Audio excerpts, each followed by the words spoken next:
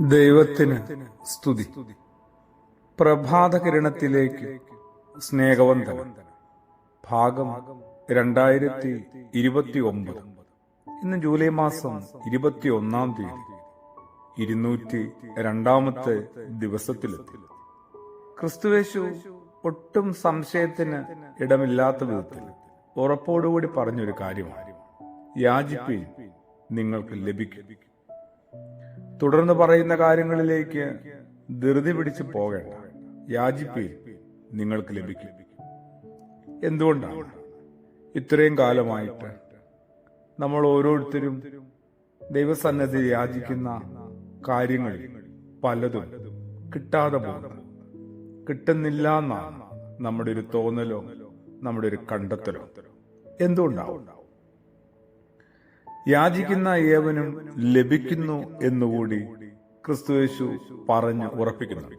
യാചിക്കുന്ന ഏവനും ലഭിക്കും. എന്നിട്ടും പലതും പലപ്പോഴായിട്ട് ഇങ്ങനെ കരഞ്ഞ് കണ്ണു നിറഞ്ഞ് നിലവിളിച്ചിട്ടും കിട്ടാതെ പോകുന്ന എന്തുകൊണ്ടാണ്? വിശുദ്ധനായ മത്തായി ശ്ലീഹായുടെ സുവിശേഷം 7-ാം അധ്യായത്തിന്റെ 7 മുതലുള്ള വചനങ്ങൾ ഒരു നിശബ്ദമായ മൗന ധ്യാനത്തിന് വിധേയമാക്കണം. മകൻ അപ്പൻ ചോദിച്ചാൽ അവന് കല്ല് കൊടുക്കുന്ന മനുഷ്യൻ നിങ്ങളിൽ ആരെങ്കിലും ഉണ്ടോന്നാണ്. അങ്ങനെ ആരെങ്കിലും ഉണ്ടോന്നാണ് യേശു തുടർന്ന് ചോദിക്കുന്നത്. അപ്പൻ ചോദിച്ചാല് മക്കൾക്ക് പകരം കല്ല് പെറുക്കി കൊടുക്കുന്ന ആരെങ്കിലും ഉണ്ടാവോ? ഏതെങ്കിലും അപ്പന്മാരുണ്ടാവോ എവിടെയെങ്കിലും? ഇല്ലല്ലോ. അങ്ങനെയാണ് ആ ഒരു ഭാഗം, ആശയം കുറെ കൂടി ഒന്ന് വിശദീകരിക്കുന്നത്. നമ്മളെ മക്കൾ അപ്പനോട് കല്ലാണ് ചോദിക്കുന്നെങ്കിലോ? അങ്ങനെ കാര്യങ്ങളെ ഒന്ന് മറച്ചിടാനായിട്ട് എപ്പോഴാണ് നമുക്ക് ധൈര്യം ഉണ്ടാവുക? അങ്ങനെ ഒരു ഹൃദയ വിശാലത ഉണ്ടാവുക? നമ്മൾ എപ്പോഴാണ് അതിന് സന്നദ്ധനാകുക? നമ്മൾ ചോദിക്കുന്നത് പലപ്പോഴും ചോദിക്കേണ്ടത് തന്നെയായിരുന്നു, ചോദിക്കേണ്ട വിധത്തിൽ തന്നെയായിരുന്നു. ശരിയാണ്, അപ്പൻ ചോദിച്ചാല് ഒരു അപ്പനും മക്കൾക്ക് പകരം കല്ല് പെറുക്കി കൊടുക്കില്ല.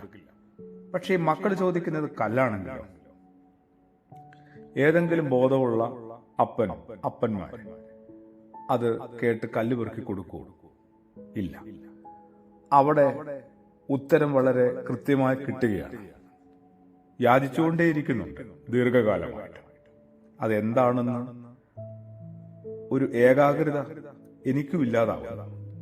അതിങ്ങനെ ഒരു അധര വ്യായാമം പോലെ നടന്നുകൊണ്ടിരിക്കുക. യാതനകളെല്ലാം കുറെ കൂടി അതിനകത്തേക്കൊരു ഏകാഗ്രത ഉണ്ടാവണം. കുറെ കൂടി അതിനകത്തേക്കൊരു സ്നേഹവും കാരുണ്യവും അനുകമ്പയും സുബോധവും ഹൃദയ വിശാലതയും ഒക്കെ വേണ്ട. യാചിക്കേണ്ടത് എന്തൊക്കെയാണെന്നും എങ്ങനെയൊക്കെയാണെന്നും നമ്മൾ ഒന്നുകൂടി മനസ്സിലാക്കണ്ടേ? അപ്പൻ ചോദിച്ചാൽ കിട്ടും, ശരിയാണ്. മീൻ ചോദിച്ചാൽ പാമ്പിനെ തരത്തില്ലെന്ന് പറയുമ്പോൾ നമ്മൾ അന്വേഷിക്കുന്നതും ചോദിക്കുന്നതും പാമ്പിനെ ആണെങ്കിലോ? കാര്യങ്ങളെ ഒന്നുകൂടി ഒന്ന് യേശു വെളിച്ചത്തിൽ വ്യക്തമായി വിശദമായി മനസ്സിലാക്കാനായിട്ട് ആ കൃപയ്ക്ക് വേണ്ടി നമുക്ക് പ്രാർത്ഥിക്കാം. ആമേൻ.